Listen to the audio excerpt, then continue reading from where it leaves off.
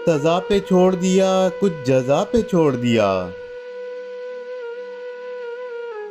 हर एक काम को मैंने खुदा पे छोड़ दिया। वो मुझको याद रखेगा या फिर भुला देगा, उसी का काम था, उसी की रजा पे छोड़ दिया। अब उसकी मर्जी जलाए या फिर बुझाए रखे, चिराग हमने जलाकर हवा पे छोड़ दिया। उससे बात भी करते तो किस तरह करते,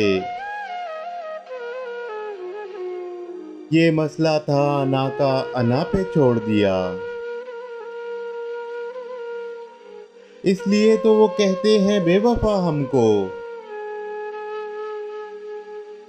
कि हमने सारा जमाना वफा पे छोड़ दिया।